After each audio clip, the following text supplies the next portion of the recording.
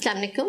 क्या आप ये जानना चाहते हैं कि आप अपनी चाइल्ड बर्थ के बाद कितनी जल्दी अपनी normal regular sexual life start कर सकते हैं? उस लाइफ में आपको अब नए पर्सपेक्टिव में कैसे तैयारी करनी है, उसके लिए अपने आप को कैसे प्रिपेयर करना है, इस टाइम में आपको क्या नई अब प्रिकॉशंस लेनी है जो पहले आप शायद नहीं लेते रहे, और क्या एक्सरसाइज का भी कोई ऐसा रोल है इस टाइम में रिकवरी में फॉर योर फ्यूचर लाइफ? अगर आप ये जानना चाहते हैं तो फिर आप इस वीडियो को ज़रूर देखिए। डिलीवरी के बाद या सिजेरियन के बाद उनको ये होता है कि कब कितनी जल्दी वो अपना मैरिटल रिलेशनशिप या इंटीमेसी शुरू कर सकते हैं, और उस दौरान उनको क्या एहतियातें करनी चाहिए या क्या एक्स्ट्रा प्रिकॉशंस हैं या क्या डिफरेंट है जो वो एक्सपेक्ट करें। सो बेसिकली एक 4 to 6 वीक्स का टाइम होता है जिसको परप्यूरियम कहते हैं, या उसको हमारी देसी ज़बान में उसको छिला कहा जाता है। तो वो टाइम है कि जो है मखसूस है मेडिकली भी, और अगर आप रिलीजियस पॉइंट ऑफ व्यू से देखें तो उस पॉइंट ऑफ व्यू से भी कि वो एक मखसूस टाइम है कि जिसमें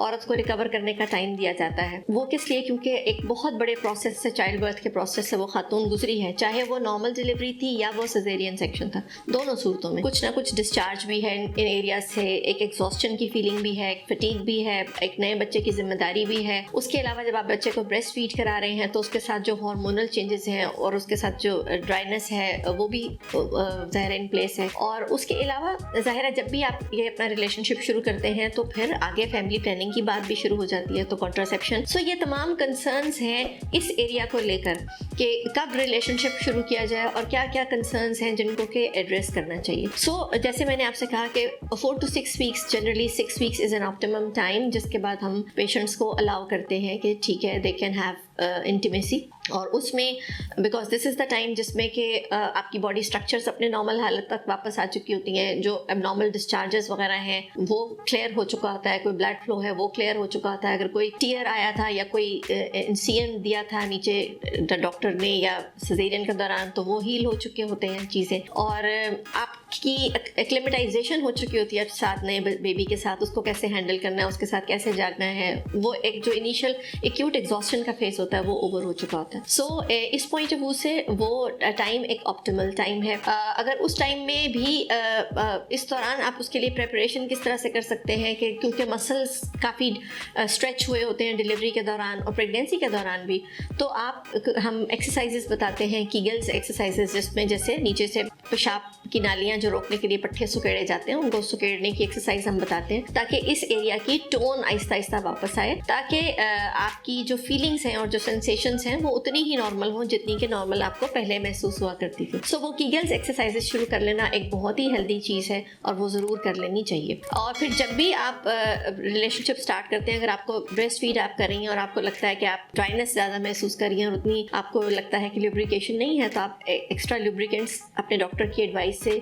यूज़ कर सकती हैं उस पीरियड के लिए, ताकि आपको उसमें फैसिलिटेशन हो। मज़ीद इम्पॉर्टेंट बात यह है कि आप जब भी अपने मैरिटल रिलेशनशिप दोबारा से शुरू करती हैं तो उसमें फिर आपने कॉन्ट्रासेप्शन ज़रूर करनी है। बड़ी हैरत होती है मुझे कि 3-4 बच्चों के बाद भी ख़वातीन आती हैं कि जी दोबारा प्रेगनेंसी हो गई, पता ही नहीं चला। मतलब कैसे पता नहीं चला? देखें, दीज आर द थिंग्स के जो you know, as a married woman, when you have had babies, you know that this is going to happen whenever, जब भी आपका रिलेशनशिप दोबारा शुरू होगा। So it's always better to start planning ahead।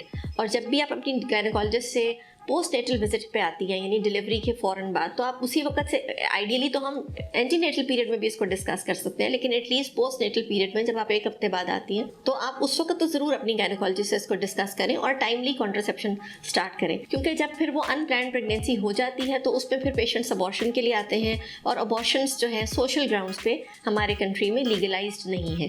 सो उस तकलीफ से और उस प्रॉब्लम से उस वक्त बचने के लिए बेहतर है कि आप उसको टाइमली प्लान करें। कई मेथड्स हैं जो सेफ हैं। अगर आप एक्सक्लूसिव ब्रेस्ट फीडिंग करा रही हैं, एक्सक्लूसिव ब्रेस्ट फीडिंग का मतलब है कि बच्चे को आप और कुछ भी नहीं दे रही, पानी भी और नहीं दे रही, सिर्फ अपना दूध दे रही हैं, तो फर्स्ट 6 मंथ्स में अगर आप एक्सक्लूसिव ब्रेस्ट फीडिंग करा रही हैं जिसमें कि 3 से 4 दफ़ा आपने रात को भी ब्रेस्ट फीड कराया, तो 98% तक वो आपको कॉन्ट्रासेप्टिव सिक्योरिटी देता है but it is not 100% reliable.